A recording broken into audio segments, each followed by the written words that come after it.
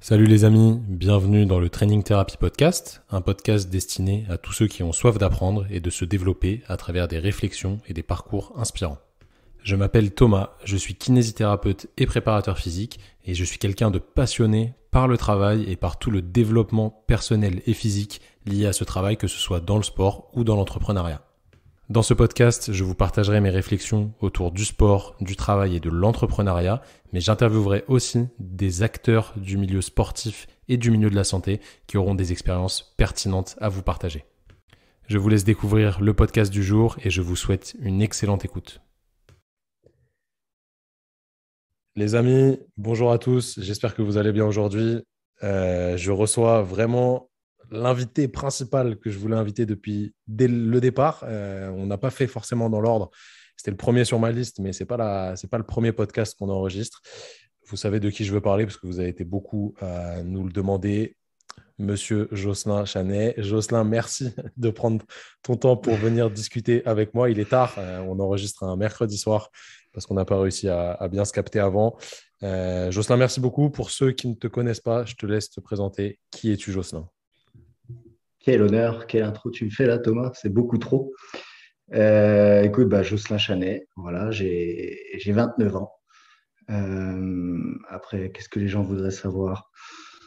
Dans le domaine pro, je suis sur Vikings Training. J'essaie de faire du bon boulot là-dessus.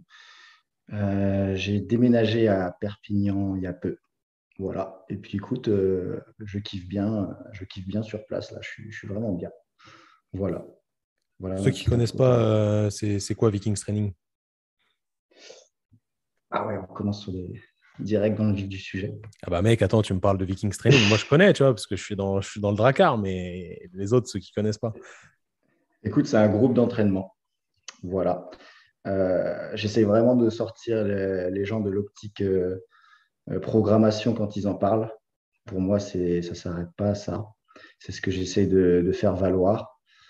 Et voilà, c'est un groupe d'entraînement. Donc, au niveau du business model, il y a différents services qui visent à être complémentaires.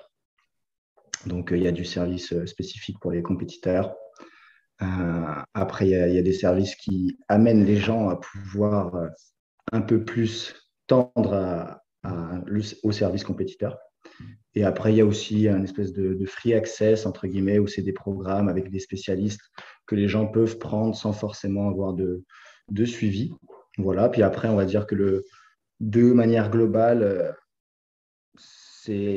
pour moi, le Viking, c'est quelque chose où on va essayer de donner du savoir-faire aux gens, apporter des connaissances, voilà, à toutes les personnes qui souhaitent atteindre des objectifs sportifs, que ce soit principalement pour de la performance à l'heure actuelle, voilà. Mais aussi j'ai pour objectif de faire l'aspect santé, même si c'est pas, faut faire les choses dans l'ordre, dans son timing, et personnel, que ce soit le travail sur soi, évoluer humainement, tout ça, tout simplement en leur fournissant un entraînement physique et mental spécifique à leurs besoins. Voilà, c'est ça, Viking. Comment ça t'est venu l'idée de créer justement un groupe d'entraînement, une communauté, une façon de penser autour du CrossFit? Comment t'en es venu à ça? Est-ce que c'est ton expérience dans le CrossFit? D'ailleurs, est-ce que tu peux nous détailler comment tu as mis le pied à l'étrier et qu'est-ce qui t'a amené à faire ce que tu fais aujourd'hui avec Vikings? Bon, bon, alors, il y a plusieurs questions dans ta question. Moi, j'aime bien faire plein de questions dans une Euh, question. et ouais, mais après, ça fait un développement qu'il faut savoir gérer.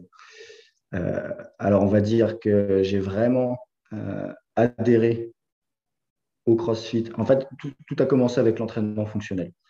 On va dire c'était les années 2013, je crois, par là. L'entraînement fonctionnel à la base avec Vincent, que tu as eu, je crois, il n'y a pas si longtemps que ça dans ton podcast. Voilà, Exactement. puis j'ai vraiment, je voulais déjà aller chez Vincent avant d'y être, c'est-à-dire que c'est quelqu'un que je voyais à travers des vidéos, tout ça. Puis bon, il s'est trouvé que j'étais au STAPS juste derrière. Lui, il est à Quetigny, enfin, il était à Quetigny. Maintenant, il a déménagé assez loin. Euh, et moi, le STAPS était juste derrière, donc voilà. J'ai commencé l'entraînement fonctionnel comme ça, donc pour moi, vraiment la base de la base, quoi, avec Vincent. J'ai bien kiffé. Voilà, on a passé une grosse année au quotidien à s'entraîner pas mal ensemble, à partager des trucs, des valeurs, etc.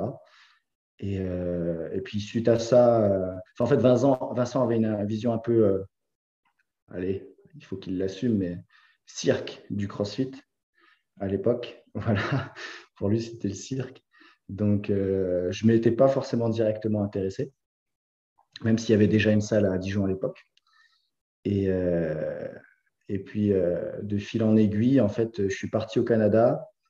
Là, au Canada, j'étais plus sur le soccer à la base, avec les carabins. Et puis, j'ai senti que mon deuxième genou allait partir. Je me suis inscrit dans un club d'haltéro à la base. Et en fait, si tu veux, ce qui était cool à CrossFit Montréal, c'était que le club d'haltéro était à l'intérieur. C'était vraiment deux ambiances. Et petit à petit, en fait, après les séances d'haltéro, j'en ai fait aller 4 mois purement, on va dire, à la toute base. Euh, j'ai essayé de faire deux, trois trucs de CrossFit. J'ai rencontré Imad. Imad qui est devenu mon colocataire. C'est le owner d'une salle à Clermont-Ferrand de CrossFit, Saiyan Gym, que tu devrais apprécier notamment par le fait qu'il adore les Dragon Ball Z. Et tu devrais peut-être l'inviter dans un podcast aussi, il est super intéressant.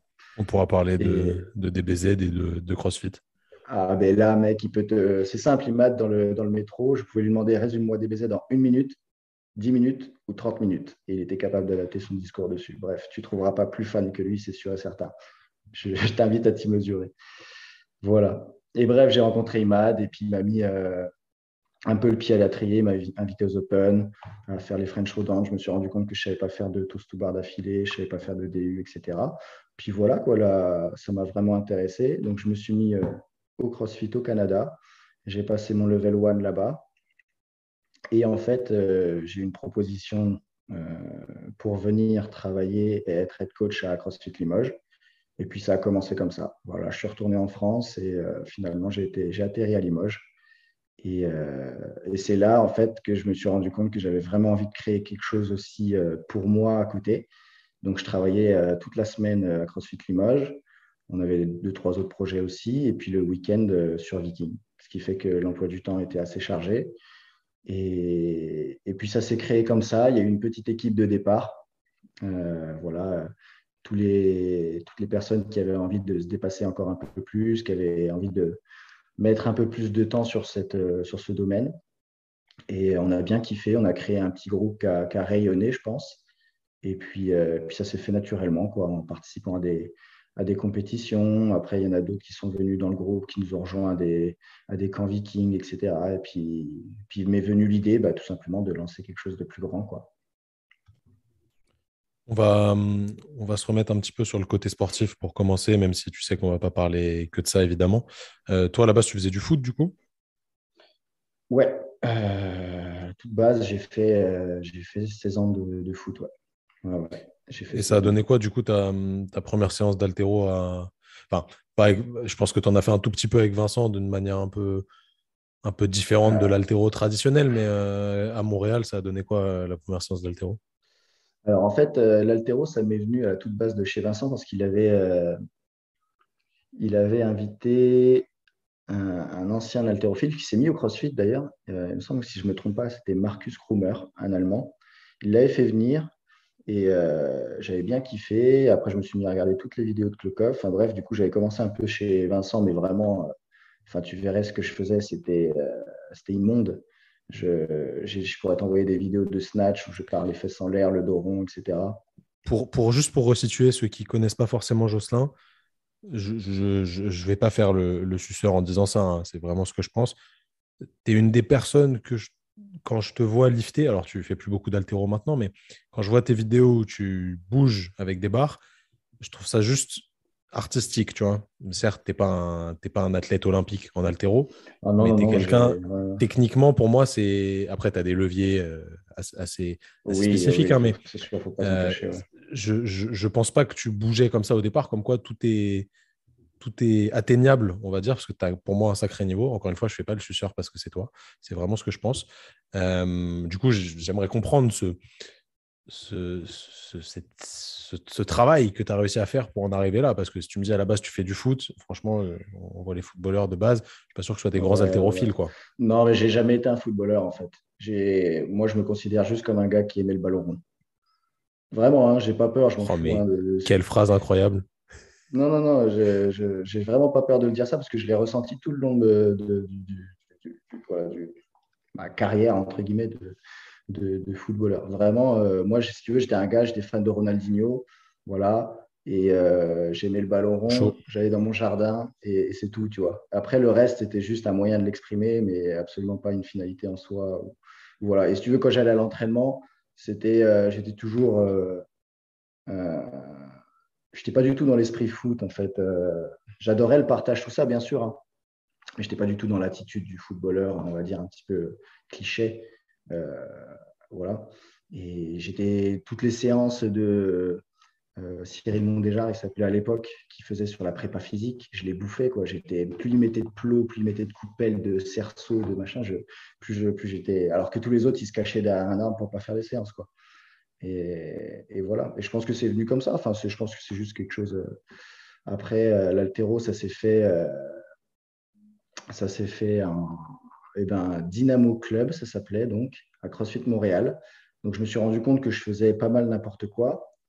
Alors, j'étais assez patient sur le processus et tout, mais en termes de techniquement, je faisais pas mal n'importe quoi. Et j'ai eu en premier lieu un coach russe qui était coach de l'équipe du Canada. Voilà. Et donc, il était à CrossFit Montréal. Et ce coach russe m'a appris à lifter avec les fesses en l'air. Vraiment en chaîne poste, tu vois, limite le buste parallèle au sol sur le snatch. Euh, J'exagère un peu, mais vraiment différent de ce que j'ai pu faire après.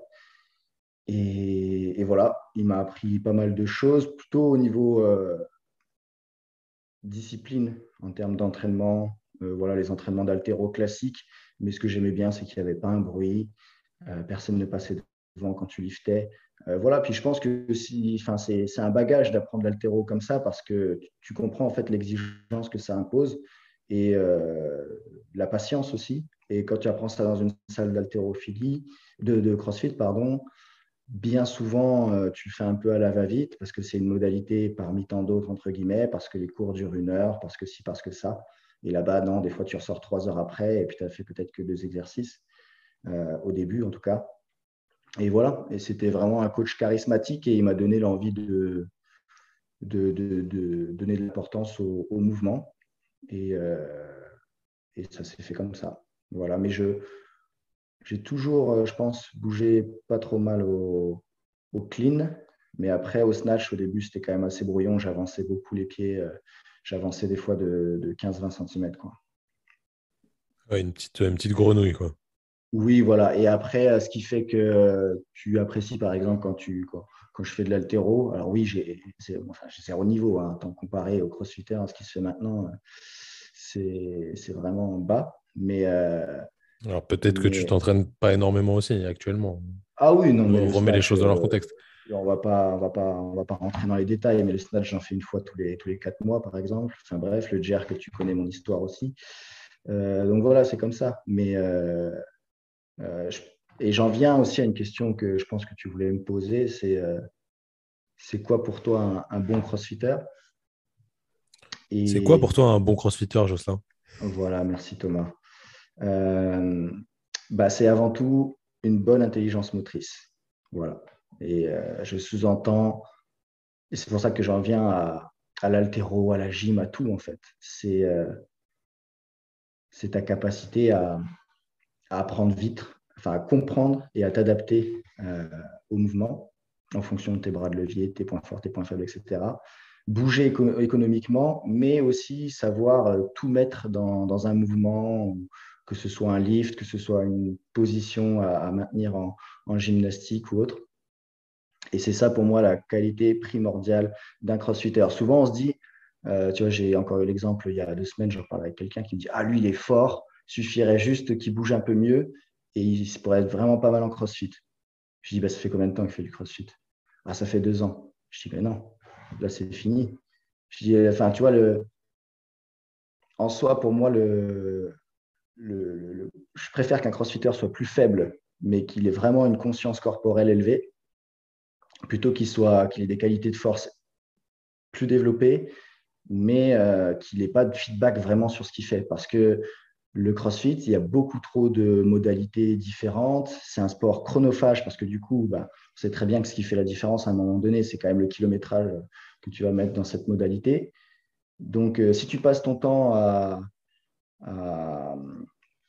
à travailler plusieurs modalités, il faut que tu sois capable de t'adapter très vite. Et c'est vraiment pour moi, dans un sport avec autant d'interférences, la qualité primordiale, quoi. Voilà. Après, il y en avait plein d'autres, mais je ne sais pas si tu veux développer sur ce point-là. Si, C'était juste pour faire le pont avec le fait de bien bouger sur l'haltéro ou quoi que ce soit, quoi. Mais du coup, c'est pas. Alors, c'était un truc qui était pas super méga acquis chez toi. Tu vois, c'est ce que tu nous dis en fait. Tu bougeais bien, mais pas non plus de ouf, quoi.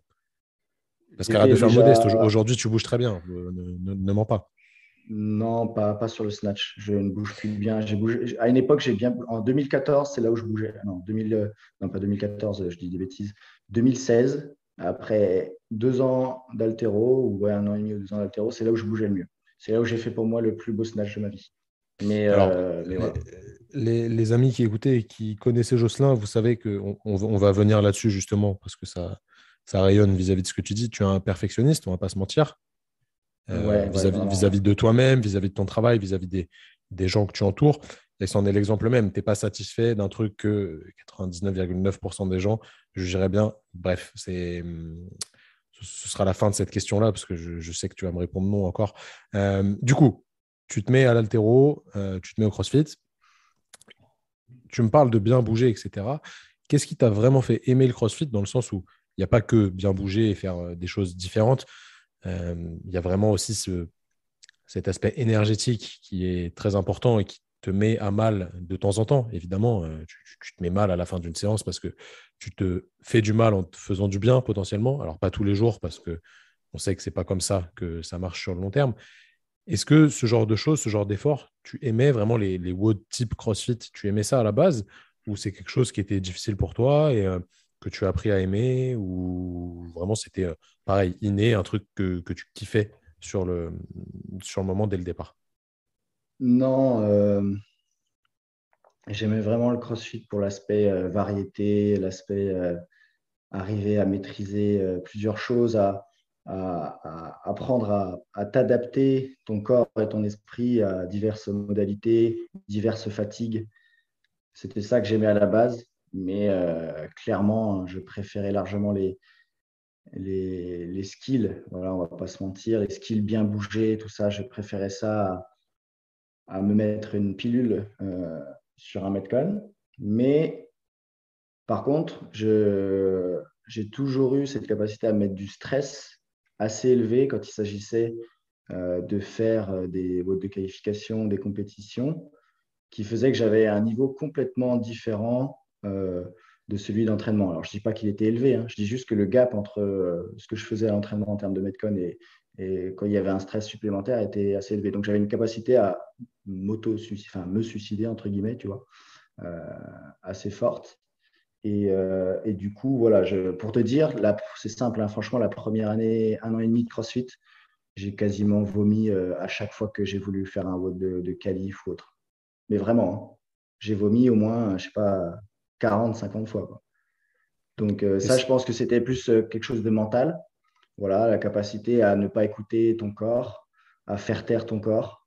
Et ça, je pense que c'est quelque chose qu'il faut avoir aussi, mais que tu peux travailler à différents degrés.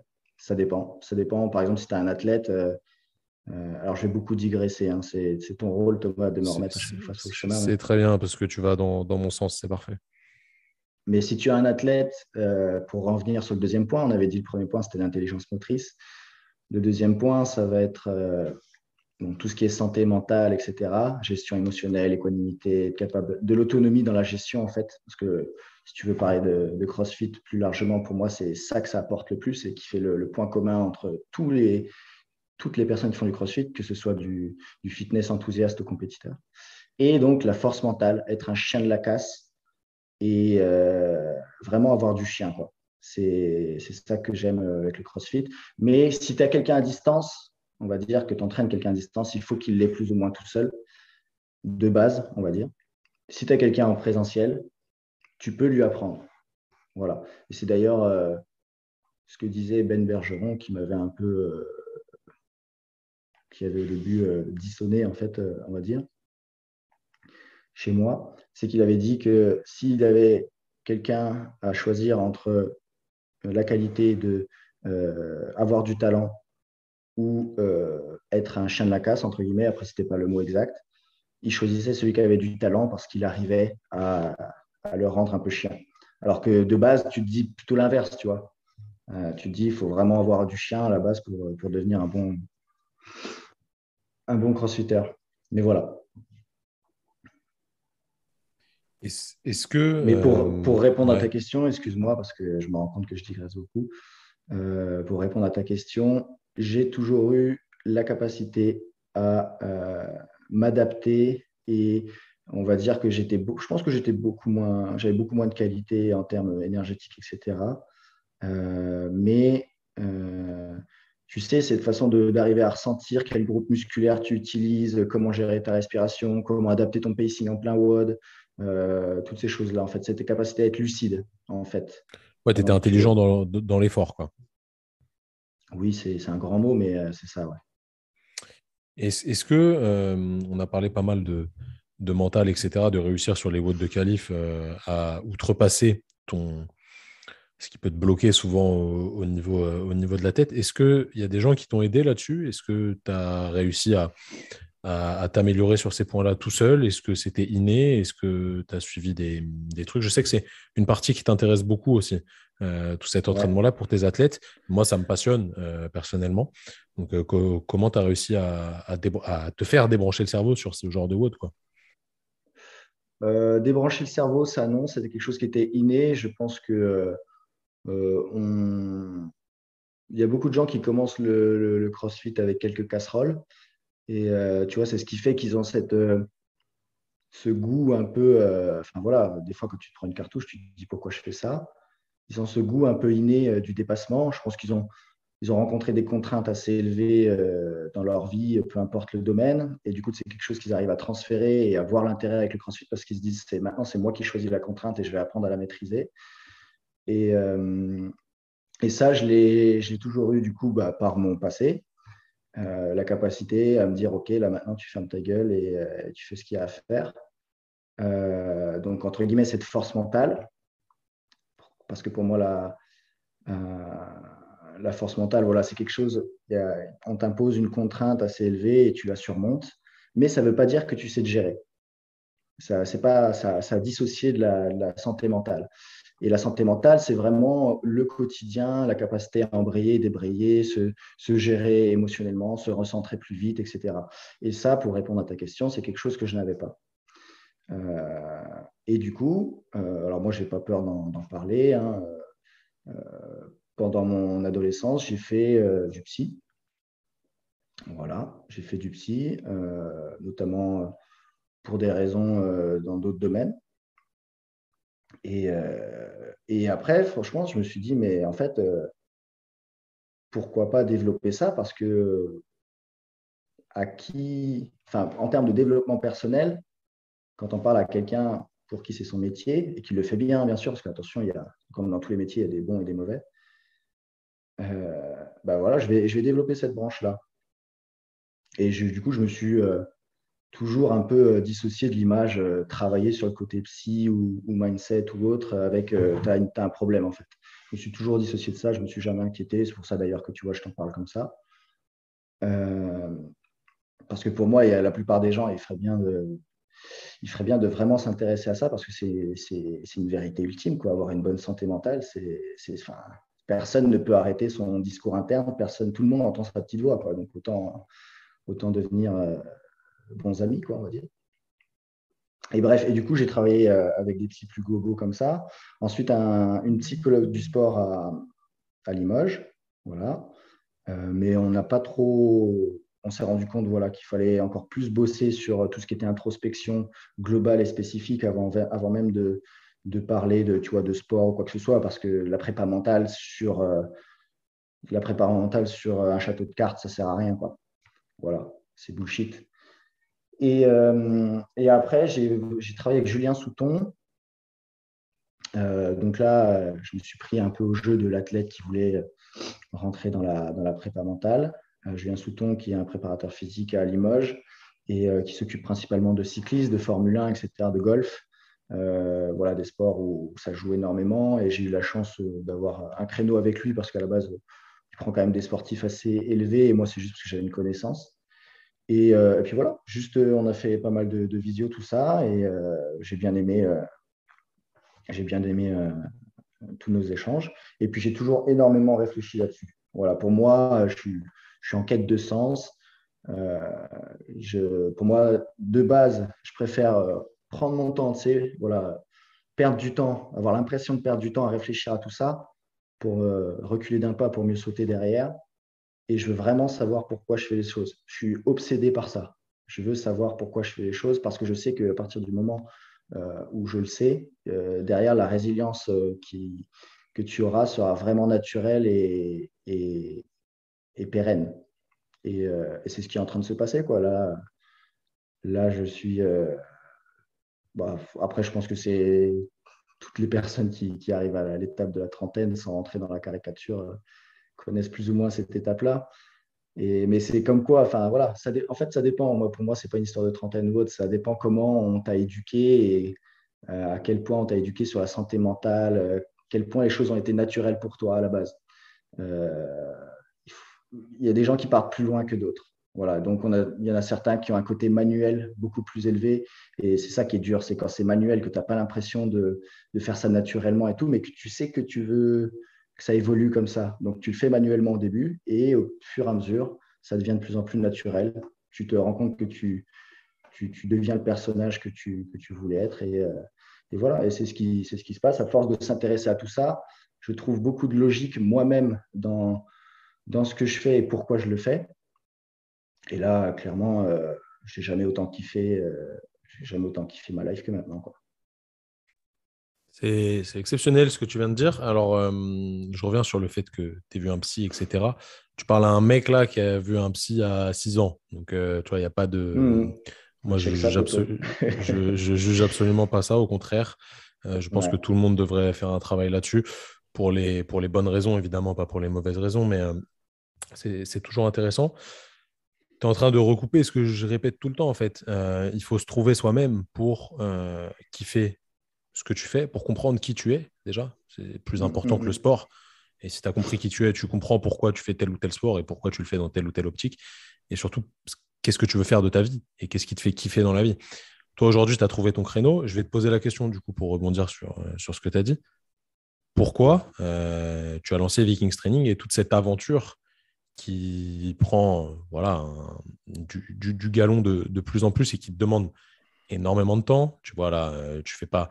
Il est 22 heures là, on fait pas le podcast juste parce que tu kiffes discuter avec moi. Je sais que tu adores discuter avec moi, mais on fait ça parce que ça donne évidemment de la visibilité à Vikings, ça fait parler du truc, mais ça dépasse tout ça évidemment. Mais tu vois, tu vas te lever très tôt demain matin pour mettre une petite story sur Instagram Ben oui, avec j'espère l'heure. que la musique te plaira aussi. Ah bah, j'espère que ça me fera kiffer demain. Ça Me te fais prend pas du énormément de Booba, temps. par contre. Ouais. On en a discuté juste avant, ça te prend énormément de temps. Tu dors de moins en moins, mais tu penses que Arnold t'a dit qu'il fallait dormir plus vite. Donc, c'est peut-être un bon truc. On va rentrer Pourquoi tu dans le fais tout kitsch. ça? Quelle est ta motivation derrière tout ça et qu'est-ce qui te fait vibrer dans le fait de développer ce truc-là, d'aider des gens voilà, à franchir des paliers, à les aider à faire leur sport qui, sincèrement, hein, le CrossFit, c'est quand même un truc un peu de torturer pour la plupart des gens qui le pratiquent, les aider dans une partie de leur vie qui prend quand même pas mal de place dans leur tête. Je me dis si je me trompe. Ouais, ouais. Bon, en fait, c'est. Bon, c'est parti. Euh, En gros, pour moi, tout est un outil. Tout est, tout est une mise en scène. Voilà, donc c'est pour ça qu'il ne faut pas trop s'attarder à ce que tu fais, mais plutôt comment tu le fais. Euh, et en fait, on va dire que, tu vois, bon, bah, as différents domaines de vie, le pro, le perso, le social, avec toutes les sous-branches que ça implique. Et il y a des domaines qui sont plus contrôlables que d'autres. Donc, comme tu l'as dit, par exemple, tous les deux, on a fait du psy quand on était jeune, etc. Donc, on s'en doute que peut-être qu'au niveau famille, social, tout ça, ce n'était pas forcément quelque chose qui nous a apporté énormément de stabilité et une capacité à nous exprimer comme on l'entendait. Donc, moi, c'est simple, c'est le premier domaine de vie, le domaine pro, où j'ai pu avoir un peu plus de contrôle dessus et construire directement quelque chose qui était à mon image, du moins ce que je pensais être à mon image à la base et qui évolue petit à petit comme moi. Donc, c'est ça qui fait qu'il y a une espèce, je pense, d'énergie sous-jacente qui s'exprime à travers Viking, à travers Training Therapy, à travers voilà, tous ces business, entre guillemets, j'aime pas appeler ça des business, mais tous ces Si, services. si, on peut le dire, ouais, c'est ça. Mais bon, Oui, non, on est en France, il faut faire attention. t'as capté, ouais. Ouais, c'est vrai. C'est vrai. Tous ces services à impact, voilà, euh, qui sont. Voilà, tout est un outil. Et pour en revenir à ça, moi, ce qui compte, c'est comment évoluer humainement, en fait, à travers ça, à travers n'importe quoi, en fait. Que ce soit le business, mes loisirs, mon sport, quel CrossFit, peu importe, en fait. Peu importe. C'est vraiment comment évoluer en tant qu'humain. Et comment j'utilise l'objectif, le résultat souhaité, c'est comment je tends vers le résultat souhaité. Enfin bref. En gros, ce que Viking m'a permis ça, m'a permis de m'exprimer et de répondre, on va dire, à un objectif qui pour moi est ultime, c'est d'abord de développer une autonomie, se recentrer, une autonomie, voilà, parce que c'est la base avant tout, hein, c'est un des besoins psychologiques les plus forts, capacité à s'autogérer. Et, euh, et pour la suite, c'est influencer positivement les autres, quoi. Tout simplement, influencer les autres positivement euh, et aussi aider directement certaines personnes. Parce qu'en fait, ce qui est cool quand tu fais un truc qui a des valeurs, c'est que tu ne peux pas en fait aider chaque personne. Tu vois, je veux dire, tu es humain, tu vis 70-80 ans, tu ne peux pas aider chaque personne. Donc, déjà, de créer quelque chose qui a des valeurs fortes et juste que ça rayonne assez fort, tu sais qu'en fait, euh, ça va influencer positivement. Les gens vont s'en inspirer et du coup, ils vont automatiquement, enfin directement en fait, avoir envie de faire la même chose. Et c'est ça que je veux essayer aussi de créer avec Viking. Je ne peux pas prendre chaque personne en perso, c'est impossible. Mais c'est pour ça que ça reste un compromis un peu différent peut-être de ce qui pourrait se faire habituellement. On sent qu'il y a l'envie quand même d'aider chaque personne ou du moins de lui transmettre certaines valeurs. Du moins j'espère en tout cas. Euh, et non pas juste d'en vendre le plus possible et quoi que ce soit. Voilà. Donc, ce que j'adore en fait dans ce métier, dans ce service, c'est que je fais quand même quelque chose pour moi, parce que je suis encore quelqu'un qui cherche comme beaucoup. Enfin, voilà, euh, ça met du temps avant de vraiment se trouver. Et en fait, je fais quelque chose pour moi, tout en sachant que ça influence positivement les autres et que voilà, tu peux avoir des, tu peux avoir des ambitions hautes. Pour moi, ce n'est pas un souci dans ton domaine, mais il faut juste qu'elles soient pures, quoi. Voilà. Et à partir de ce moment-là, si elles sont pures, si elles répondent à des objectifs, on va dire, ultimes, il y a toutes les chances que tu y prennes du plaisir, ce qui est mon cas, et, euh, et que tu es du répondant à ce que tu fais, quoi. Victoire de Jocelyn par métaphore sur la vie. T'as tout dit, mec. T'as tout dit en vrai, c'est très intéressant ce que tu as dit. Est-ce que Non, non, tu. je suis loin Non, d'avoir tout dit, mais en vrai, c'est extrêmement intéressant. Est-ce que tu penses que véritablement un jour on se trouve complètement ou pas? Ou c'est utopiste? on se trouve complètement. Ouais, t'as dit qu'on Ouais, cherche, tu vois. je pense pas qu'on se trouve, je pense qu'on se découvre. Et ça, pour moi, la base de tout, en fait. Faut pas, enfin, pour moi, vas-y, on rentre en philo, mais Tout est dérisoire Mec, et c'est ça qu'on éphémère. aime, c'est la philo qu'on aime. Ah ouais, c'est la philo, ok. C'est pas ce qu'a dit ma prof en terminale, mais ok. Bah ouais, mais Euh, à l'époque, tu te cherchais vraiment, je pense. à l'époque, ouais. J'avais les pupilles un peu plus grosses quand j'allais en cours de philo. Non, non, mais voilà, en gros, tout est dérisoire et éphémère. Et pour moi, voilà, je pense qu'il y a beaucoup de gens en fait qui devraient donner un peu moins d'importance à ce qu'ils font et plus à ce qu'ils sont. Et tout ça pour avoir un peu plus d'humilité par rapport à ce que tu es vraiment capable de faire et d'apporter aux gens. Euh, voilà, de manière globale, j'essaie de me sentir plus petit dans ce que je fais et de me dire que mon seul but, c'est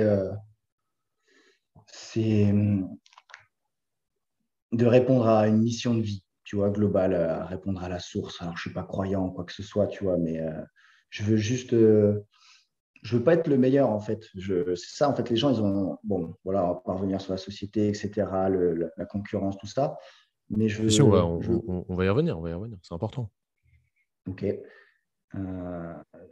De manière globale, tu vois, c'est les réflexions que je me faisais dernièrement. Tu sais, j'avais même mis un petit post là-dessus. Je veux pas, j'avais mis un gars, il disait, moi, je vais être le meilleur. Je veux être le meilleur. Et l'autre, il disait, moi, je veux juste travailler pour un monde meilleur. Il faisait cette différence dans la connotation.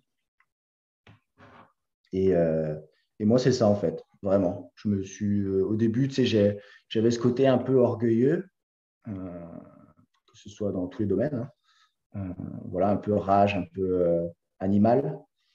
Et, et maintenant, c'est tout le contraire, en fait.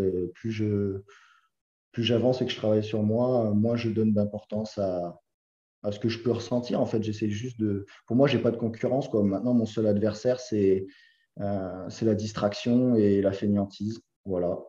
Euh, c'est tout ce qui va me détourner en fait de ma mission de vie entre guillemets. Et j'essaie juste en fait d'être à la hauteur de la mission qu'on m'a donnée. Voilà. Ça fait très, tu sais, genre je vais me tatouer un verset de la Bible, tu vois, mais je m'en bats les couilles en vrai. En vrai, je m'en bats les Est-ce que couilles. tu te le tatouerais sur le poignet ou pas? C'est ça la Non, question. il y aurait plus de. Franchement, vu la taille de ce que je pense, il y aurait plus de place sur mon cul. J'ai cru que tu allais me dire une autre bêtise. J'ai un milliard de Non, non, questions non, non, non, non, je qui... t'ai dit, il faut toujours un bon compromis entre le philosophe et le rat des pâquerettes, mais il ne faut pas non plus, faut pas déconner, quoi. Bon, les deux peuvent s'allier, évidemment. J'ai un Oui, milliard de ben questions qui me viennent, mais pour résumer, encore une fois, c'est bien, tu vois, parce que tous les gens que j'invite sur le podcast, ils ont les mêmes idées que moi, sans pour autant que je te pousse, tu vois, j'ai pas posé 10 000 questions depuis le départ. Je pense qu'on a tous notre pierre à l'édifice à mettre dans le développement d'un monde meilleur, tu l'as dit, mais c'est la oui. réalité, hein. Et juste en faisant des petits trucs, enfin des petits trucs, des choses qui sont liées au côté sportif et humain, comme tu fais, moi au côté santé, Clément au côté sportif avec ses forces, Vincent, tu vois, chacun fait son truc et au final, ça aide la société, ou du moins ceux qui veulent euh, aider les autres à s'entraider et ça crée un espèce d'écosystème, tu vois, où les gens fonctionnent ensemble et tirent tout le monde vers le haut. Donc, c'est vraiment ça qui est important. Et se remettre de manière humble au milieu de tout ça, sans se voir trop haut vis-à-vis des autres, parce qu'on a à apprendre de tout le monde, c'est super important, comme tu l'as dit. Est-ce que tu n'as pas l'impression que, justement, quand tu as fait ce travail sur toi-même, qui fait que tu te trouves à l'heure actuelle, ou du moins tu sais de plus en plus qui tu es, tu rencontres des gens qui font la même chose que toi, enfin, du moins qui ont la même vision Ah, mais du clairement, mec. développement, etc. Et ça te Truc met de sur la fou. route de personnes, tu vois. Exemple, toi et moi, on se connaissait pas il y a, je sais pas, on a dû se parler la première fois sur les réseaux sociaux, je pense. J'ai dû t'envoyer Si, un on en message. sait. En fait, à la toute base, c'est Victor, je crois, qui m'avait parlé de toi quand Alors il moi, était c'est Victor viking. qui m'avait parlé de toi, ouais, il y a moyen aussi. Ouais. Oui, enfin voilà, il m'a dit ce serait sympa qu'on échange, etc. Je sais Exact. plus, Putain, ça. oui, c'est ça, c'est ça, c'est ça, Ouais, et c'est ça. voilà. Et puis ça s'est pas fait. Et je crois que tu m'avais envoyé un message et tout. Et je m'étais dit, putain, faut que je réponde, faut que je réponde. Et le temps était passé. Et après, je m'étais même excusé d'avoir mis un peu de temps à répondre. Et au tout début, ça s'est fait comme ça. Et après, je sais plus. Après, je crois que c'est parce que On, je suis venu demander tes services aussi. Je suis pas, je sais plus, mais bref, tu vois, Je c'est sais une plus. connexion qui se fait en fait sans réel. Il n'y a pas de recherche, y a pas d'attente vis-à-vis de l'autre, etc. C'est juste que j'ai l'impression que la vie, elle te connecte avec des gens qui vont dans le même sens que toi. Quand toi, tu vas dans un sens qui est plutôt bon, alors si tu vas dans un mauvais sens, peut-être que ça te connecte aussi avec des gens qui sont plus ou moins mauvais. Mais j'ai vraiment l'impression que ça te connecte avec ce genre de personnes. Et tu rencontres des gens qui n'étaient pas forcément sur ton chemin à la base et qui le deviennent sans forcer les choses. Et c'est là où tu disais que c'est pur.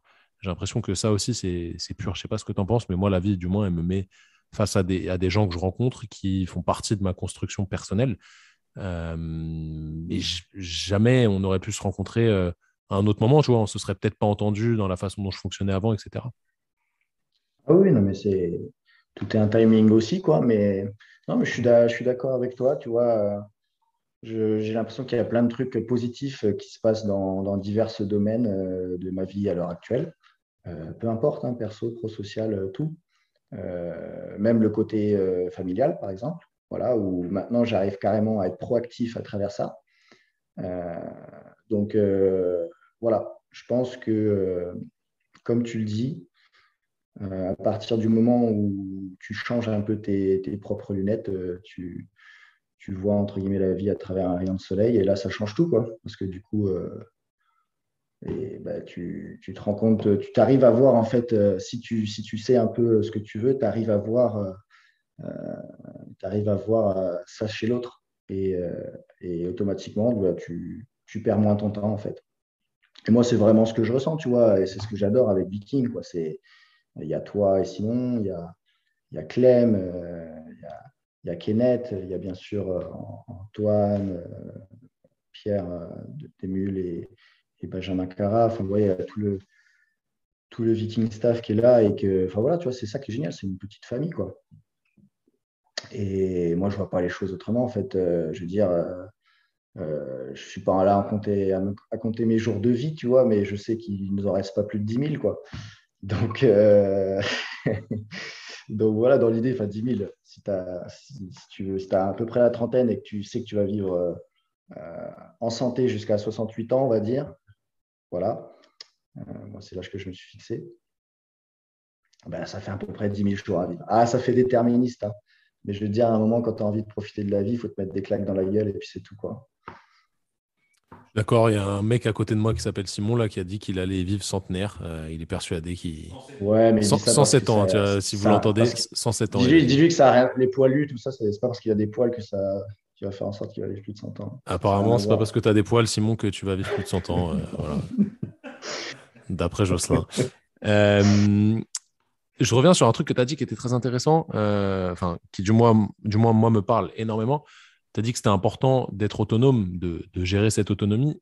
Je sais que, alors, normalement, ça fait partie de tes journées, mais est-ce que tu es beaucoup tout seul les journées quand tu travailles, la journée quand tu travailles, Ouais. et comment tu vis cette solitude, je mets ça entre gros guillemets, là vous ne voyez pas, j'ai fait le signe des guillemets qui est complètement insupportable avec mes doigts.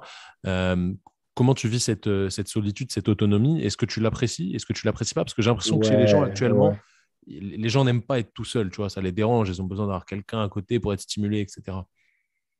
Tu sais, pour moi, enfin, comme on l'a dit, euh, à partir du moment où tu te connais vraiment tout ça, les interactions, c'est là où c'est intéressant de s'y ouvrir parce que tu es capable de rayonner à travers ça. Mais j'ai toujours eu ce besoin vraiment d'être seul. Euh, et je t'avoue que ça fait bizarre au début quand ça t'arrive dans tous les domaines. Parce que quand j'ai quitté CrossFit Limoges, je ne sais plus, c'était quelque chose comme 2018, un truc comme ça. Là, je me suis retrouvé bon, bah, à faire Viking et puis en soi, bah, faire que Viking, tu vois, même si ça existait déjà. Je ne faisais plus que ça maintenant.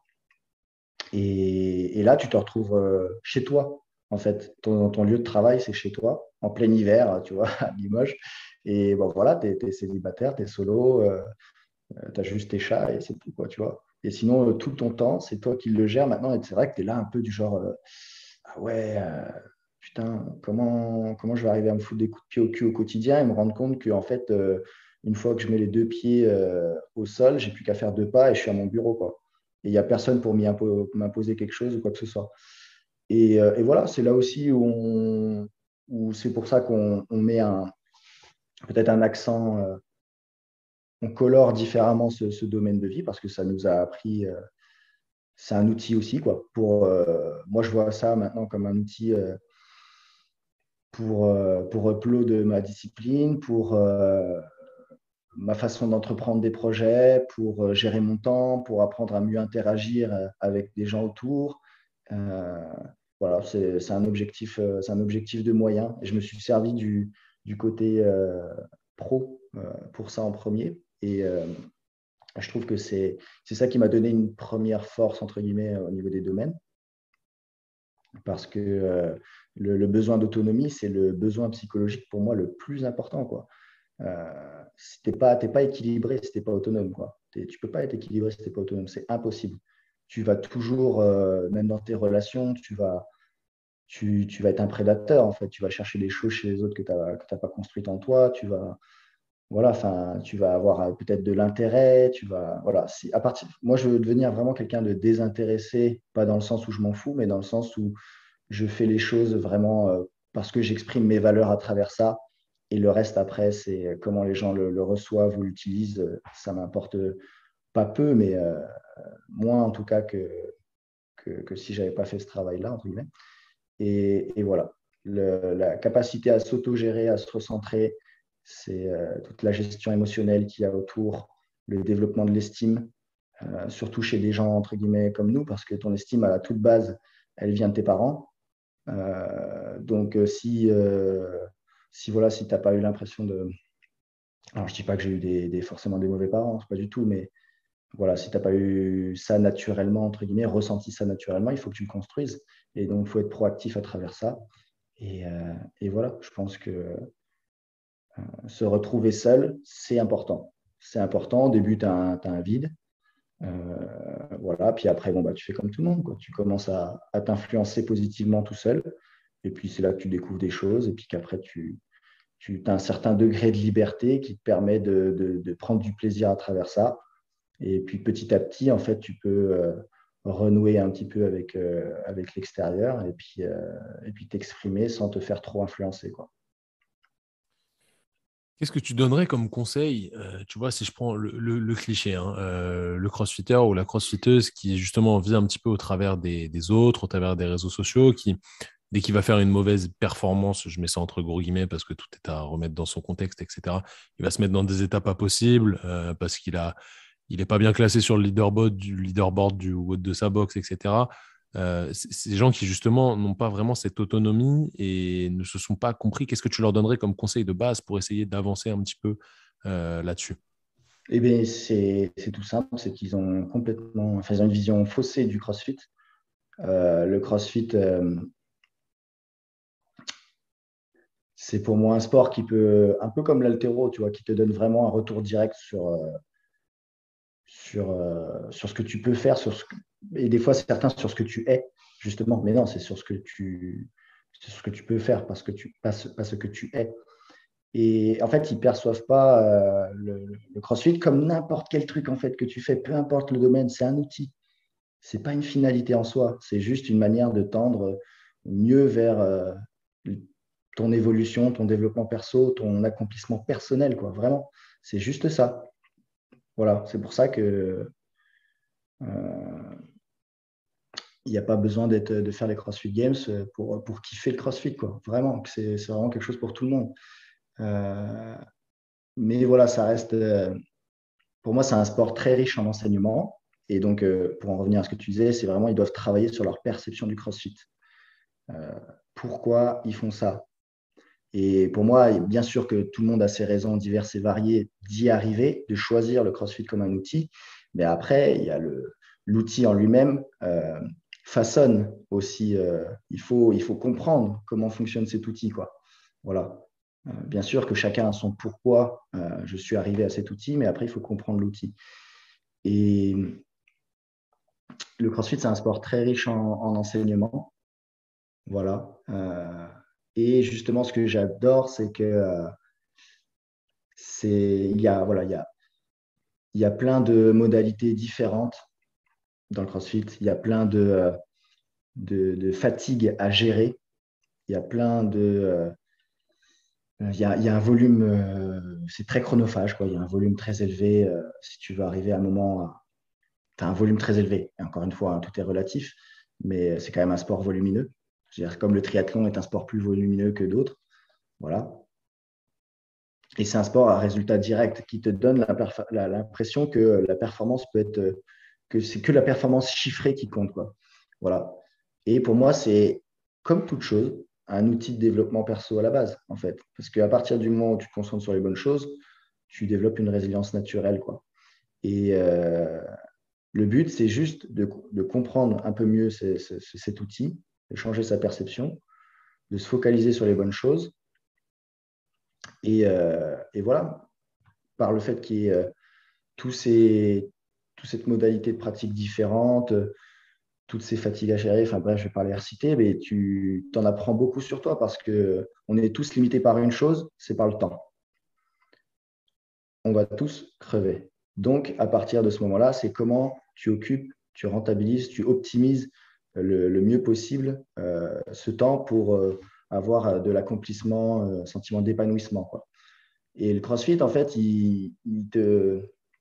ce que je disais, tu vois, là, genre, on avait fait un petit workshop à CrossFit Polygone. Je disais, voilà, tous les jours, quand vous arrivez à la salle, vous serrez la main de Monsieur CrossFit et il vous dit salut, toi, le névrosé. Il va falloir. Aujourd'hui, je vais te donner en même temps l'opportunité de faire les bonnes ou les mauvaises choses. Je te laisse faire les bons choix. Bisous. Voilà. Pour moi, le CrossFit, c'est ça. C'est si tu en fais trop, tu récupères pas assez, donc tu perds ton temps. Si tu fais pas les bonnes choses, tu perds ton temps. Voilà. Donc pour moi, le CrossFit, en fait, c'est juste un catalyseur de santé mentale, tout simplement. Euh, et qui fait en sorte que voilà, il faut que tu trouves une raison à utiliser cet outil pour évoluer en tant qu'humain. Et pourtant, tu auras toujours l'obsession du résultat, en fait, que tu sois monsieur, madame, tout le monde ou le compétiteur aguerri. Et tu dois comprendre, en fait, que la performance est non chiffrée. Voilà. Euh, Tu dois venir tout simplement pour, euh, pour expérimenter, pour apprendre. C'est la seule chose que tu pourras faire tous les jours de manière efficace. Et voilà, pour moi, c'est vraiment la capacité à se gérer qui est le vrai objectif. Donc, tout cet aspect autonomie, santé mentale, autogestion. Et en fait, derrière, bah, tout ce qui est performance, même la santé physique, hein, au final, deviennent des sous-objectifs. Et pour conclure là-dessus, c'est comme ça que tu développes une vraie résilience naturelle et que tu deviens bon au CrossFit, en fait. Et tous ceux, franchement, tu vois, par exemple, là, bah, je vais mettre une petite vidéo demain matin. Enfin, on n'est pas loin de l'Open à l'heure actuelle. Euh, je vais mettre une petite vidéo là-dessus, mais ça me fait mal au cœur, tu vois, de voir des gens à l'Open qui critiquent les autres, qui sont là, qui passent leur temps sur leur téléphone à voir si ça a été rep ou no rep pour un squat en demi ou un peu plus profond. Enfin, franchement, ça me fait mal au cœur parce qu'ils n'ont rien compris, en fait. Ils n'ont vraiment rien compris. Ils sont loin, ils sont très, très loin, tu vois. Et ils ont besoin d'aide, en vrai. Euh, Tu vois, enfin, je sais pas. Si tu te concentres sur les bonnes choses, et pour moi, les bons athlètes, tu vois, ils sont tellement concentrés sur eux. Déjà, bah, de toute façon, pour être bon, il faut être un minimum égoïste. Pour être un petit peu égoïste, il faut avoir quand même un peu plus d'autonomie et de compréhension dans ce que tu fais, un sentiment de compétence, un savoir-faire. C'est pour ça qu'il faut comprendre le CrossFit, parce que par défaut, il est exigeant. On n'est pas en train faire tu vois, du body pump ou des trucs comme ça, quoi. C'est très bien le body pump, hein. Faut juste savoir pourquoi tu en fais, quoi. Voilà, tu viens pour libérer ton énergie. T'as pas forcément, tu arrives, tu es après le travail, tu n'as pas envie de te faire chier à apprendre quelque chose, à faire un sport olympique, tu vois, bon, bah, tu vas faire du body pump, pas de souci. Bon, voilà. Mais quand tu arrives au CrossFit, même si tu es monsieur et madame tout le monde, tu dois avoir envie d'apprendre et de t'adapter et tout ça.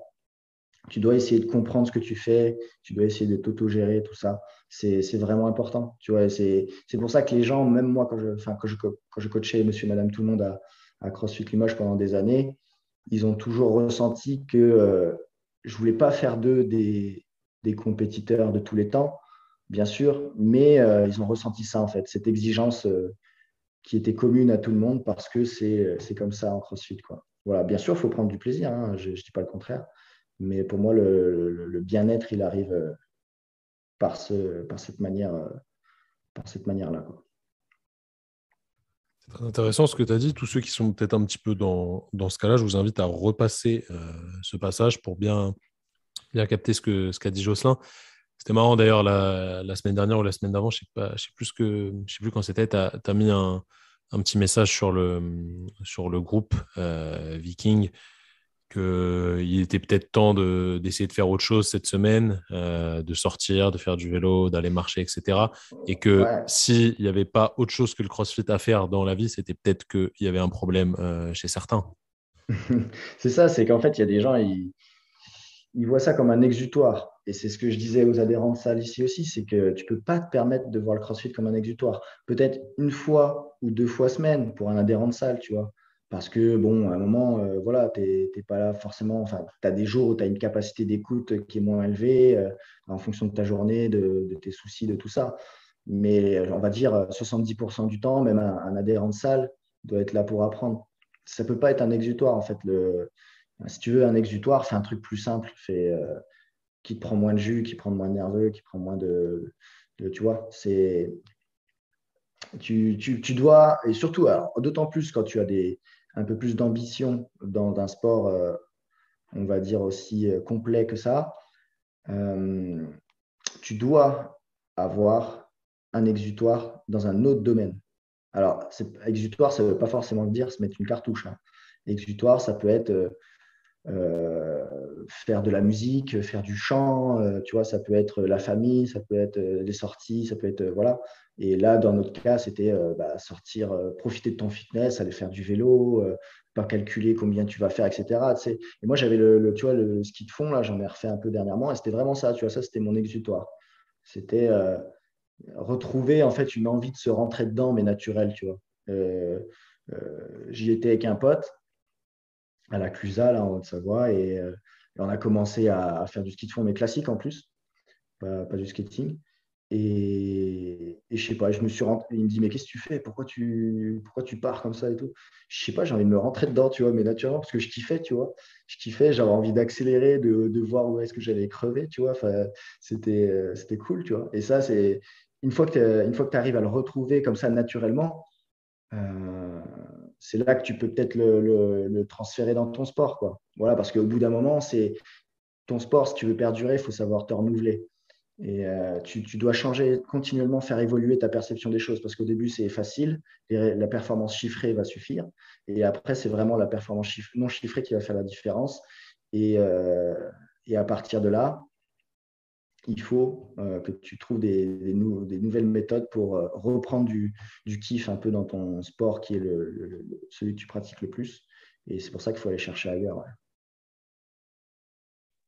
C'est quoi du coup? Alors, tu nous as parlé de ski de fond là, mais je pense pas que ce soit ton exutoire classique, on va dire. C'est quoi ton exutoire dans la vie de tous les jours? Si c'est pour toi, si c'est pas le CrossFit, parce que bon, en ce moment, tu t'entraînes pas énormément, etc., faute de temps. Qu'est-ce que tu pourrais nous décrire comme un exutoire pour toi, Jocelyn, actuellement? Vas-y, de toute façon, je dis que des choses gênantes. Le chant. Mais non, c'est pas, c'est pas du tout gênant, mec. J'ai Non, pas mais écouté ce que tu as voilà. dit. Enfin, si, j'ai cru entendre. Ouais, le chant, ouais, c'est ça. Ouais. J'adore chanter du. Je sais pas, je trouve que le chant, tu vois, c'est. Donc, chanter en soi, c'est quelque chose que tu peux faire tout le temps, qui t'occupe mentalement, qui peut te faire sortir d'un schéma de pensée répétitif. Voilà, des fois, on est un peu esclave, entre guillemets, de notre discours interne. Et notre cerveau, il fonctionne d'une manière en boucle fermée. Et en fait, on ne se rend pas compte que c'est le point noir au milieu de la feuille blanche. Et du coup, j'aime bien le chant pour ça, tu vois. C'est pas très vieux, tu vois, ça fait quelques mois. Et du coup, le fait de me concentrer sur apprendre des chansons, pour tout te dire, là, actuellement, j'ai pris 4 cours de chant. Mais mec, c'est incroyable. Ouais, et parce que je vais te mettre la race aussi au karaoké quand on sera à Lyon. Voilà, mais Faut qu'on en discute, faut qu'on en discute d'ailleurs, mais on en discutera en off. Ouais, ouais. Mais non, en vrai, j'ai pris 4 cours de chant. Bah, tu vois, quand on disait d'un coup, tu fais des rencontres qui sont positives de ouf dans tous les domaines. Et là, en fait, bah, j'ai un piston et je suis avec un chanteur d'opéra. Voilà, un chanteur lyrique qui a fait toutes les scènes internationales, qui a chanté avec les plus grands, enfin, tu vois, enfin, c'est même avec Charles Aznavour, avec plein de gens. Et du coup, je vais chez lui voilà, une fois par semaine et il me pète le diaphragme pendant 1 heure et quart.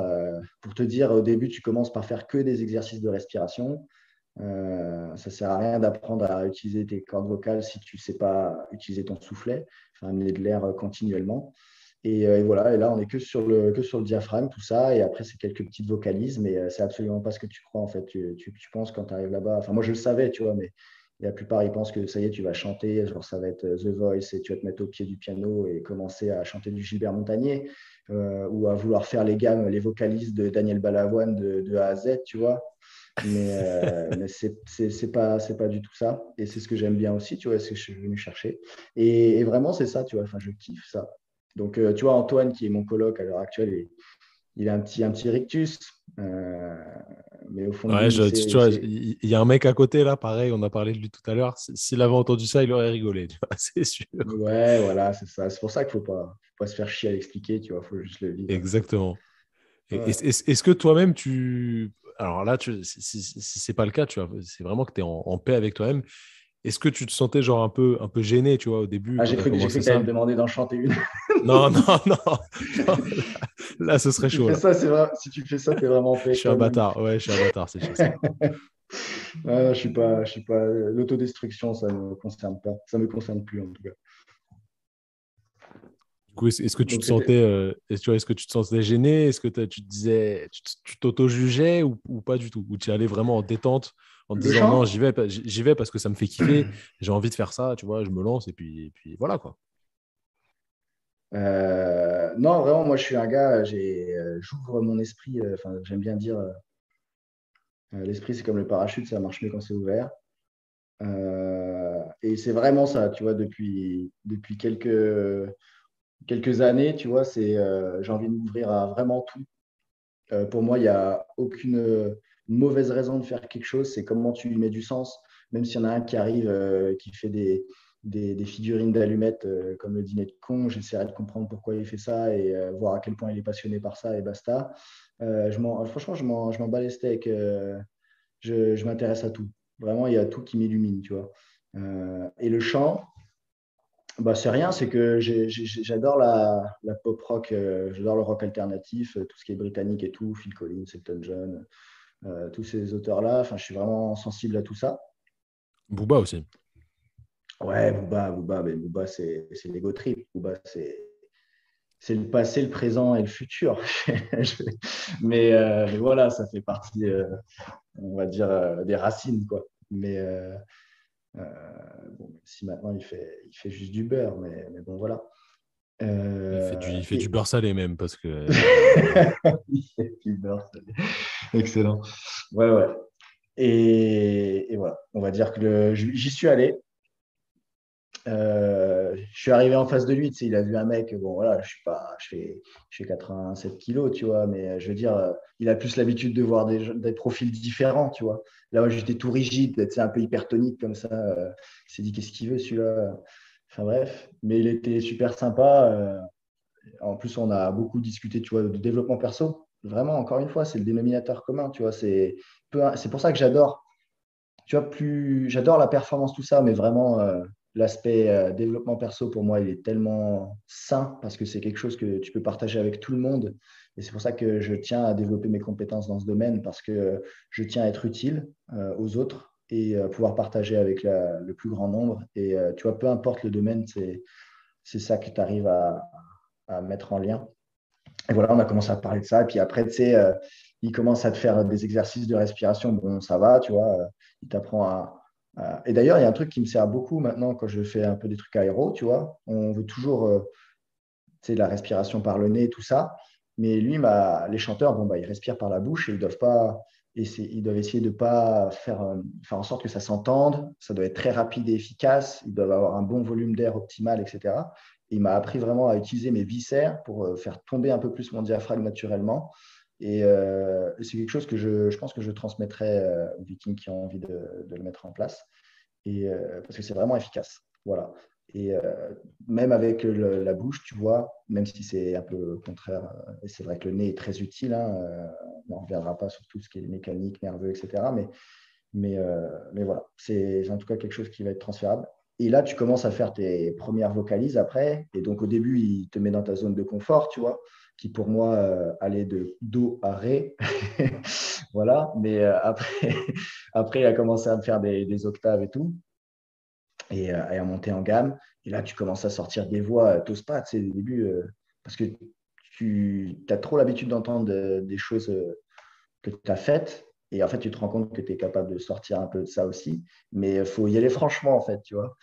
Et au début, tu canardes, quoi, parce que tu veux chanter avec le pharynx, euh, avec ici, quoi. Et en fait, il faut tout chanter avec ton ventre. Et là, ici, ça sert juste à donner de la couleur à ta voix. Il faut essayer d'avoir la voix assez haute, qui résonne un peu dans tes sinus, dans tout ça.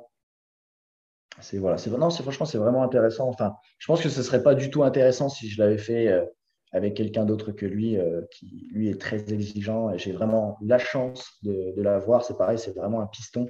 Sinon, jamais il serait arrêté sur quelqu'un comme moi. Même encore une fois, la vie te met sur ta route des gens qui méritent ou que tu mérites de croiser, tu vois. Ça va dans ce même sens. Ah C'est bah, intéressant ce que tu dis.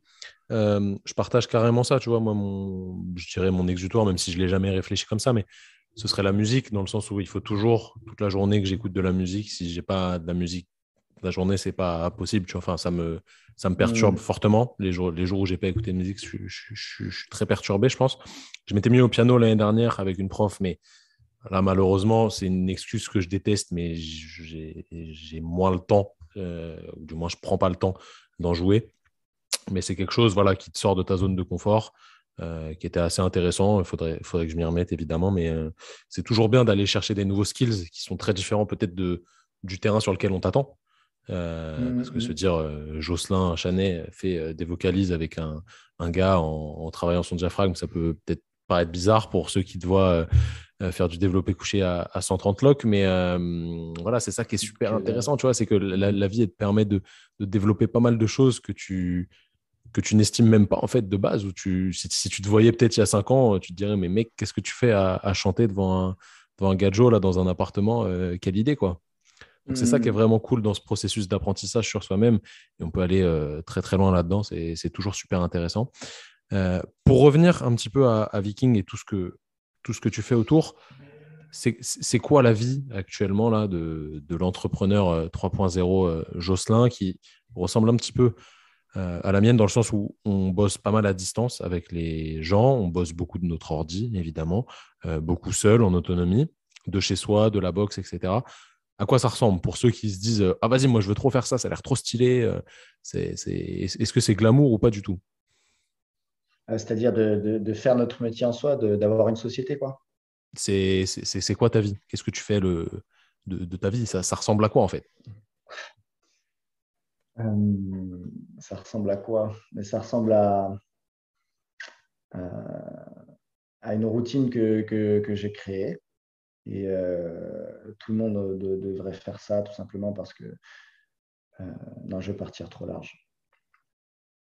On Non, va, vas-y, on va faire mec, une. on On aime, va, non, on aime, on on aime va bien quand faire c'est une. large.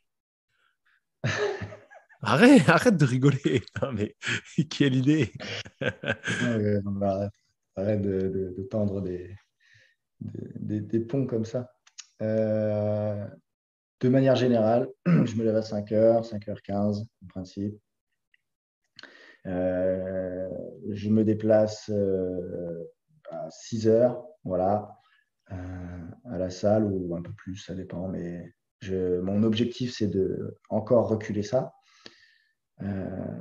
Et ensuite, je commence directement par travailler en buvant un café, un bon, et à la French Press. Voilà. Et j'aime pas déjeuner directement parce que voilà, ça me met direct dedans. Déjà, je veux bouffer trop vite et tout parce que j'ai l'impression d'être en retard. Et puis au final, j'arrive et je suis gaze. Donc voilà, ce que je fais, c'est que je commence à bosser directement.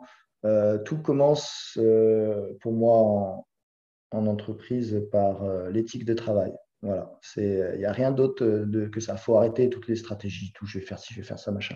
C'est l'éthique de travail. C'est comme dans tout, à partir du moment où tu veux être bon, il faut créer une routine, une résilience naturelle. C'est ça la performance. C'est un état d'esprit, c'est une façon de faire, voilà, c'est ce qui va faire que tu perdures et que tu deviens bon naturellement, entre guillemets, parce que tu vas te prendre au jeu sans vraiment te forcer. Voilà. Du coup, je commence par remplir un tableau qui est composé des domaines perso, pro, social. Voilà. Parce que j'ai un esprit qui divague énormément, je suis intéressé par tout. Donc, je dois m'imposer de la discipline.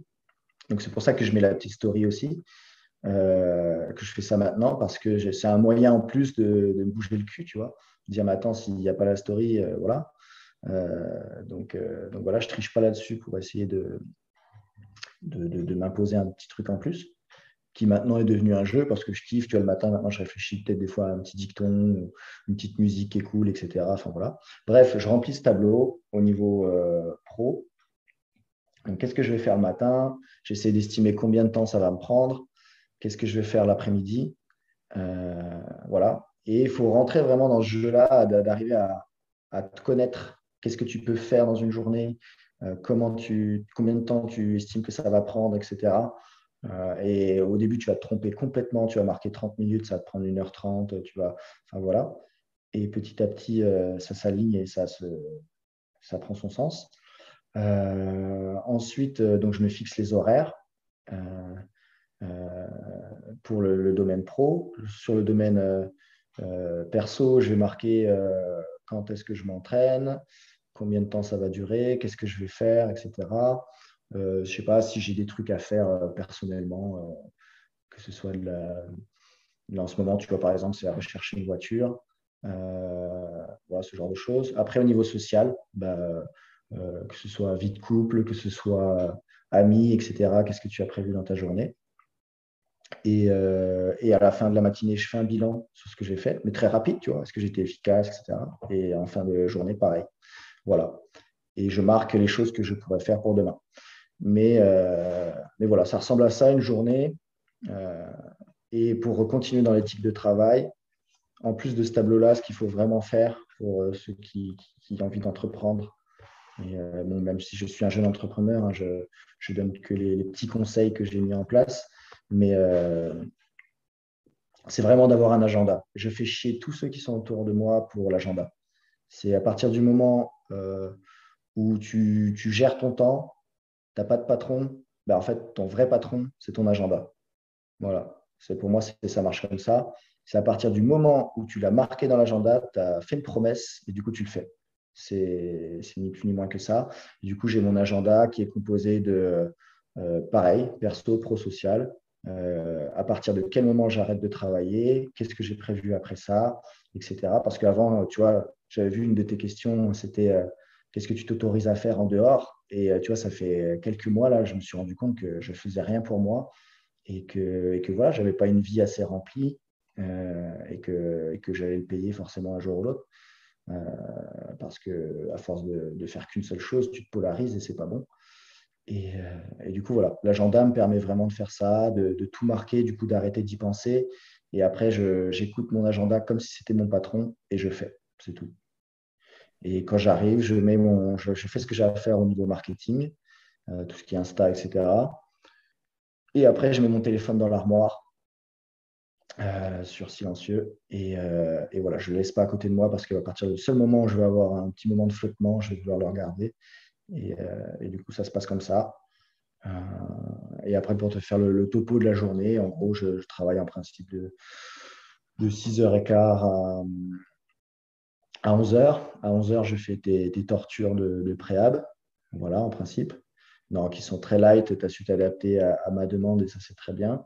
Parce qu'au final, j'ai un sentiment de satisfaction parce que j'arrive à faire tout le volume qui est demandé, qui est light du coup, mais c'est la fréquence qui compte plus selon moi, et du moins sur moi.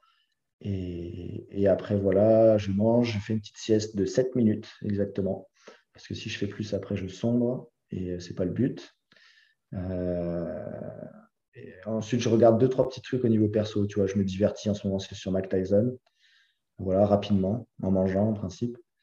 Et après, je me remets à travailler. Et des fois, je fais un entraînement de 45 minutes à 1h30 selon le temps que j'ai. Donc, toi, ta petite intervention, en principe, ça me prend 20-30 minutes. Ça me fait un petit moment pour moi et pour être mieux physiquement. Et voilà, vers 17h, je vais m'entraîner 1 heure ou 1 heure et quart par là. Euh, Pas forcément tous les jours, mais quand même, je pense 4-5 fois par semaine. Et, euh, mais c'est très rapide parce que j'ai besoin de m'échauffer pas mal. Et donc, je fais des choix. Et puis après, je rentre, il est sur les coups de 19h, 18h45, 19h. Et là, j'essaie de faire quelque chose pour moi. Peu importe que avant, j'étais rongé par le fait de ne pas avoir répondu à certaines personnes ou autres. Là, je m'oblige ça parce que sinon, après, tu commences à bouffer ton temps perso, parce que tu as l'impression de rattraper ton temps pro, mais au final, quand tu vas dans le temps pro, bah, tu es moins productif, tu es moins efficace, tu as moins la tête à ce que tu fais, et ainsi de suite. Et après, ça devient un cercle vicieux. Et ça, j'ai appris à le faire assez récemment. Et du coup, quand je rentre, je mets une petite musique de Phil Collins ou Elton John ou voilà, un Britannique dans le genre, Sting, ce que tu veux. Je déconnecte un peu et puis là, j'essaie de faire quelque chose pour moi ou alors j'occupe mon temps perso par soit de la culture, soit du temps avec des amis, soit voilà. Mais je t'avoue que c'est assez rare de voir des amis quand même parce que on va dire dans la semaine, c'est très rare parce que ça passe vite, quoi. Ça passe vite, surtout quand tu te relèves le matin assez tôt. Et pour l'instant, en fait, même si je me mets au lit, entre guillemets, à 23 heures, par exemple, je ne dors pas tout de suite. Et ça, c'est quelque chose qui va venir avec le temps. Mais voilà.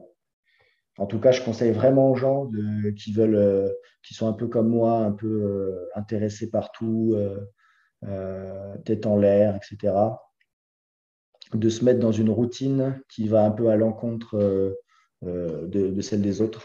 Et du coup, tu vis un peu de manière marginale. C'est pour ça que j'adore le matin, parce que c'est des moments où d'une part, personne n'est levé, d'autre part, tu t'en veux pas de ne pas t'intéresser aux autres parce que tu sais qu'ils ne sont pas levés. Donc, si tu es quelqu'un de consciencieux, tu sais que jusqu'à 8-9 heures, même si, tu vois, même si, enfin, les gens ne vont pas regarder ce que tu vas leur répondre ou quoi que ce soit. Donc, c'est pour ça que j'aime bien ça et que je voudrais essayer de pousser ça jusqu'à un truc du genre 5 heures, 5 heures et demie. Mais après, ça dépend aussi avec les gens avec qui tu vis, quoi. Parce que c'est pas toujours facile d'imposer d'imposer ça, quoi. Voilà. Mec, faut qu'on vive ensemble parce que je suis complètement d'accord avec ça. Tout Dans le à l'heure, sens tu as dit où, plus c'est large, mieux c'est. Et là, tu dis qu'on vit ensemble. Donc, je commence non, mais à t'as capté, m'inquiéter un peu. Il se fait tard. je suis complètement dans la même optique concernant le matin. C'est plus d'un point de vue social où ça peut être un peu complexe pour les gens qui t'entourent. Mais moi, j'aime bien le matin pour bosser parce que, je sais pas, tu as l'impression que les autres dorment. Du coup, tu as un espèce de Ouais, biais tu as qui te dit, l'impression de gagner du temps. je fais des trucs où je vais pas être dérangé. Moi, pareil, j'ai un planning qui est pas forcément écrit, mais que je respecte. J'envoie des messages à cette heure-là à mes clients. Comme ça, je sais qu'ils vont pas me répondre direct et qu'après, je pourrais répondre le lendemain ou le soir, etc. À cette heure-là, je vais sur Instagram. À cette heure-ci, je fais ça, ça, ça. Et effectivement, si tu travailles pour toi-même, tu peux pas te permettre de pas faire ça, sauf si tu es vraiment très, très bien organisé. Mais ça reste quand même compliqué vu tous les divertissements qu'on a actuellement autour de nous qui nous poussent à passer du temps à faire des choses qui ne sont pas forcément productives et qui ne sont pas forcément productives pour toi-même non plus. Donc, bien vu le coup du téléphone dans l'armoire, c'est pas mal ça, je vais le tester. Donc, toute cette organisation-là, elle est vraiment importante. Sinon, sinon tu n'avances à rien. Donc, ça, c'est un petit peu embêtant. Et tu vois, moi, comme toi, ça fait peu de temps là, mais je commence à prendre le temps de faire des choses où on peut dire que ça sert à rien. Tu vois, moi, souvent, je dis ça comme ça. Tu peux dire, ouais, tu Hmm. regardes un truc sur Mike Tyson, ouais, ça sert à rien, tu perds ton temps, tu regardes la télé, il y a pas Hmm. forcément d'intérêt. Moi, je le fais plus parce que d'un point de vue financier, maintenant, on n'en a pas parlé de tout ça, mais c'est quand même important. C'est le nerf de la guerre, c'est ça qui te permet de vivre, du moins de survivre, de payer ton loyer, etc. Aujourd'hui, d'un point de vue financier, maintenant, c'est plus tranquille pour moi. Du coup, je peux me le permettre, on va dire, de moins bosser, je mets ça entre gros guillemets, même si ça te permet au final d'être plus productif au travail et de faire de manière plus pure, encore une fois, ce que C'est tu aimes faire. C'est sûr que c'est pas facile au début parce que je pense que tu es obligé d'aller au bout des choses et je vois ça un peu comme un architecte, tu vois, une fois qu'il a toutes les mesures en tête du bâtiment, etc., il va pas se dire, bah, je fais 1 heure aujourd'hui, je ferai 1 heure la semaine prochaine, tu vois, enfin, quand tu veux vraiment monter quelque chose, il y a un moment, si tu as l'inspiration, il faut y aller Et et non, peu mec, importe à quelle heure tu couches. ça te réveille la nuit en plus, ce genre de Et ouais. truc. Mm. Ça te réveille la nuit, tu y penses, voilà, si tu vis tout seul, en vrai, tu dors pas trop, quoi. Mais bon, c'est C'est comme ça. ça. Ceux qui sont animés par quelque chose le comprendront très, très bien, je pense. Jocelyn, on va finir par la question classique qui est la signature, on va dire, de ce podcast. Je vais t'énoncer une liste de valeurs. Tu m'as parlé de tes valeurs tout à l'heure, etc. Une liste de valeurs qui sont des mots sur lesquels toi, tu mets des mots, une sensation, une émotion, etc., qui t'est propre, une définition qui t'est propre. Et tu vas devoir m'en choisir trois et me dire pourquoi tu as choisi ces trois-là. Quelles sont les valeurs qui te représentent? Ça ne représente pas Vikings Training, ça te représente toi. Quelles sont les valeurs qui te sont chères et qui ont de l'importance pour toi? Tu es prêt à te plier au jeu? Ouais, après, tu sais, de toute manière, Tu te on connais de va toute dire façon. là. Oui, oui. Puis l'avantage, c'est que Viking, c'est les mêmes valeurs que les miennes. Donc, Exactement. Tu vois, nous, il y a pas longtemps, là, on est en train de développer Training Therapy avec Simon pour engager plus de monde. Du coup, on est en train de développer d'essayer de trouver les valeurs de la société, de la société qui est Training Therapy. Et ça recoupe nos valeurs à tous les deux au final, tu vois. Donc, c'est à peu près la même chose. Quand toi, tu as vraiment fait la boîte à ton image, le, le truc coule de source. Ok, t'es exact. prêt? Je t'en Ouais. mets quelques-unes où je sais que tu vas pas forcément répondre celle-là, mais c'est pour le kiff. Mhm. Vas-y. Allez, c'est parti. Altruisme, ambition, amitié, amour, audace, Du love. authenticité, autodérision, autonomie, bonté, combativité, compassion, courage, créativité, efficacité, égalité, entraide, équité, excellence, exemplarité, famille, fiabilité, fidélité, gentillesse, humour, indépendance, influence, justice, Vas-y, continue. liberté, Je sens que ça vient, continue, Thomas. pédagogie, performance, Oui, t'arrêtes pas. professionnalisme. C'est bientôt fini, t'inquiète. Change pas de main, je sens que ça vient. Santé, sérieux, succès, C'est beau ce que tu dis. travail et volonté. Je t'en ai fait beaucoup. J'ai fait exprès pour toi. J'ai fait une liste qui était très longue. T'as tout donné, mec. C'est beau. Alors, j'ai pas tout donné parce que j'en ai plus que ça, mais si tu devais m'en garder trois là-dedans. Ben, je pense que la base de toute chose, c'est justement de définir ses valeurs soi-même. C'est, c'est la base de ton estime. C'est ton passeport, ton propre passeport, ton permis à points comme tu veux. Et donc, c'est très important de le définir soi-même parce que on va dire, c'est quelque chose que tu dois faire dans la partie introspection parce que tout ce que tu vas baser derrière, ça, ce sera la base. C'est ton prisme. Donc, moi, entre guillemets, ça fait bien longtemps que c'est défini. C'est BHR. L'acronyme, c'est bienveillance, honneur, résilience. Voilà. Et après, ça, peu importe le domaine, j'essaie d'exprimer ces trois valeurs qui sont les plus importantes à mes yeux euh, le plus possible. Et après, il faut savoir qu'en fonction des différents domaines de vie, tu peux les modeler, on va dire, différemment. Par exemple, en finance, si, je sais pas, tu achètes un appartement ou autre, tu vas pas t'emmerder à être bienveillant. Voilà, c'est un milieu différent, etc. Donc, tu peux, selon le domaine, moduler tes valeurs de base, mais le principe reste de les moduler le moins possible. Donc, c'est pour ça que quand tu fais un business, quand tu fais n'importe quoi, essaye de les mettre en lien avec tes valeurs de base, ta propre estime, parce que tu sais que derrière, peu importe ce qui se passe, tu ne pourras pas le regretter et c'est ça qui est le plus important. C'est très bien Est-ce que dit. j'ai eu bon? Ouais, c'est quoi du coup la bienveillance pour toi? C'est quoi la définition de la bienveillance? Je ne sais pas forcément de mettre une définition, mais Qu'est-ce que ça t'évoque? C'est que voilà, qu'est-ce que c'est? moi, Comment la bienveillance, tu l'expliquerais, tu vois? c'est une sensation qui m'est évoquée par plusieurs personnes qui m'entourent. Euh, c'est d'une part, c'est une connexion avec la personne et l'envie on va dire, de se sublimer mutuellement. Voilà, Ok. naturellement. L'honneur, ce serait quoi? Sans intérêt. Euh, L'honneur, ce serait de faire les choses par rapport à ce que tu considères comme moral et important pour toi. Euh, Peu importe ce que ça implique, en fait, même si ça n'a aucune importance, ou au contraire beaucoup d'importance, tu le feras comme ça parce que c'est comme ça que ça te ressemble, quoi. Et la résilience? Pour moi, la résilience, c'est la capacité à surmonter un obstacle, même si tu as pris des bâtons dans les roues plusieurs fois, à ne pas lâcher, tout simplement, quoi. Voilà, parce que c'est toujours pareil, en fait. Tu as l'impression de maîtriser, tu te casses la gueule, tu te relèves, et ainsi de suite. Je pense que c'est un bon mot pour finir, ce terme de résilience là. Est-ce que tu veux rajouter quelque chose à tout ce qu'on a dit, Jocelyn? Mais de toute façon, je pense qu'on fera un autre épisode parce on a beaucoup de choses à dire. Tu as beaucoup de choses à dire, du moins, qui me parlent beaucoup et qui, du coup, vont pas forcément parler à tous ceux qui nous écoutent. Non, la seule chose à dire, s'il fallait conclure, hein, c'est, encore une fois, c'est la base de tout, quoi. Comment chercher à évoluer humainement à travers ce que vous faites, peu importe le domaine, tout est dérisoire, éphémère, tout est un scénario que vous créez. Donc, vous y donnez volontairement de l'importance, mais en vrai, peu importe ce que vous faites, c'est vraiment la manière dont vous vous développez personnellement à travers ça qui compte. Voilà.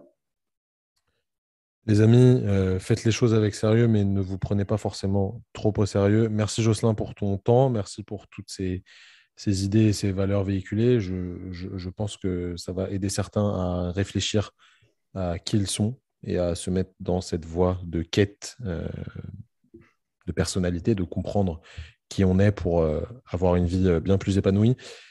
N'hésitez pas à partager le podcast autour de vous pour véhiculer la bonne parole La folle de, sagesse, j'aime bien de ça, la la folle folle sagesse, sagesse. ouais, de Monsieur Jocelyn. Mettez 5 étoiles sur 5 sur les applications de podcast, ça nous aide à être mieux référencés. Donc, encore une fois, à véhiculer la folle sagesse. Si vous avez trouvé que le podcast était cool, si vous avez trouvé que c'était de la merde, ne mettez pas 5 sur 5, soyez honnête avec Ouais, nous, évidemment. Mais je pense que vous si aimez vous êtes là pas. jusqu'au bout, c'est que vous avez kiffé. Les amis, on se dit à la semaine prochaine pour un nouvel épisode. Et merci encore une fois à toi, Jocelyn. Merci Thomas, les questions étaient pertinentes, ça m'a fait vraiment plaisir d'échanger avec toi. Et bah, plaisir partagé. Salut les amis, bonne soirée, bonne journée, où que vous soyez là, prenez du Yes, plaisir dans ce que vous faites et amusez-vous. Salut tout le monde. bye bye.